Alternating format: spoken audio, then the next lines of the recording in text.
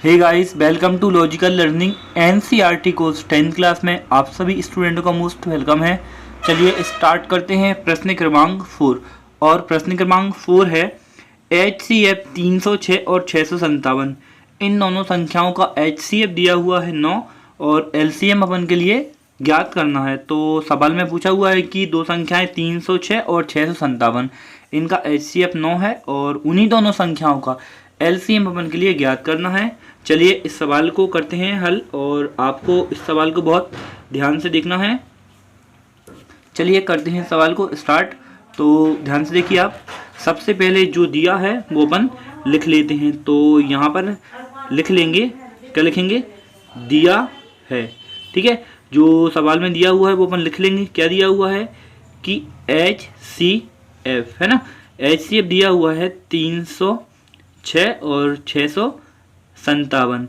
इन दोनों संख्याओं का HCF अपन के लिए कितना दिया हुआ है? 9 दिया हुआ है। अब इसके बाद अपन के लिए जो ज्ञात करना है वो ज्ञात करना है LCM अपन के लिए ज्ञात करना है। तो अगली लाइन में लिख लेंगे LCM और फिर यहाँ पर 306 और 657 है ना, इन दोनों का LCM अपन के लिए ज्ञात करना है। तो अपन लगा देंगे यहाँ पर क्वेश्चन मार्क, ठीक है। इतना लगाने के बाद अपन के लिए एक शर्त मालूम है, ठीक है। एक शर्त अपन के लिए मालूम है और वो शर्त कौन सी शर्त है? वो शर्त है दो संख्याओं का गुणनफल बराबर HCF और LCM के गुणनफल के बराबर होता है। तो यहाँ पर वो शर्त लिख ले, है ना। तो मैंने आपके लिए शर्त पहले बताई थी कि क्या होती है? दो संख्याओं का गुणनफल, है ना, दो संख्याओं का गुणनफल और ये बराबर में काय का हो जाएगा? ये बराबर में होता है HCF और गुणा में क्या होता है? LCM, है ना। दो संख्याओं का गुणनफल HCF और LCM के गुणनफल के बराबर होता है। ये एक इक्वेशन होती है। तो दो संख्याएं, ये दो संख्याएं कौन कौन सी है? पहली थी 306 और दूसरी थी 657। तो यहाँ लिख ले, पहली लिख लें 306 और दूसरी क्या लिख ले अपन?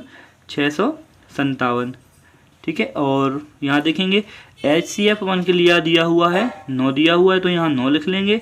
और LCM अपन के लिए वो तो ज्ञात करना है, तो अपन यहाँ के अंदर लिखेंगे LCM, है ना। इस संख्या को इन दोनों के बट्टे में डाल लेंगे। तो 306 और यहाँ पर इंटू 600, ये 57 और इन दोनों के बट्टे में ये क्या आ जाएगा? 9 आ जाएगा और बराबर में क्या बचेगा अपना? LCM, ठीक है। और फिर इनके लिए अपन क्या करेंगे? काटेंगे। देखो 9 एकम 9 और यहाँ काटेंगे 9 तिया 27 और यहाँ बचेंगे 3, तो यहाँ हो जाएंगे कितने? 36, 9 चौके 36, यानी 34 बार में ये कट जाएगा। तो क्या जाएगा? 34 गुणा 600, ये क्या हो जाएगा? 57 और बराबर में क्या हो जाएगा? LCM, है ना। अब इन दोनों का गुणा करना है। तो चलिए अपन गुणापन रफ में करके देखते हैं। तो 34 और 657 का गुणा, चलिए रफ में गुणा करके देखते हैं, ठीक है। तो ये 657 और गुणा यहाँ पर देख लीजिए, करना है गुणा 34 का। तो चलिए 34 का गुणा करते हैं। पहले 4 का 7 में करेंगे, 4 सत्ते 28 की 8 हासिलाई 2, है ना। 4 पंजे 20 और 2 22 की 2 हासिलाई 2 और 4 6 24 और 2 कितना हो जाएगा अपना? 26।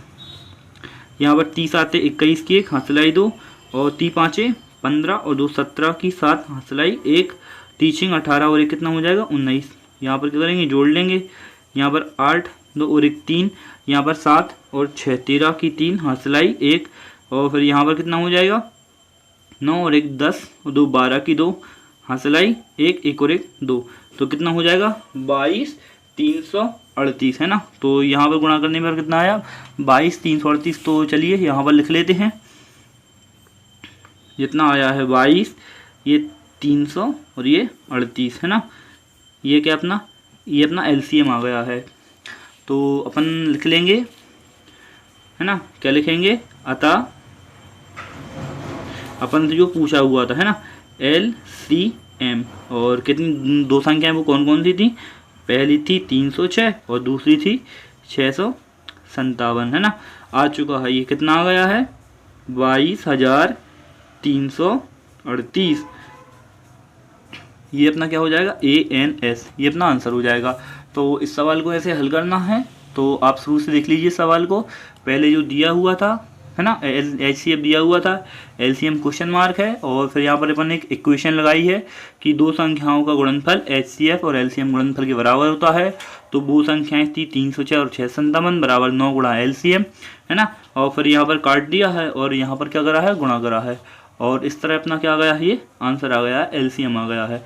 तो आपके लिए सवाल में जो भी समझ में नहीं आया है प्लीज़ कमेंट करके पूछिए। यदि आपको वीडियो अच्छी लगी है तो आप वीडियो को ज़्यादा से ज़्यादा लाइक कीजिए और शेयर कीजिए। यदि आप मेरे चैनल पर नए हैं तो आप प्लीज़ मेरे चैनल को सब्सक्राइब कर लीजिए। Thank you so much, keep watching.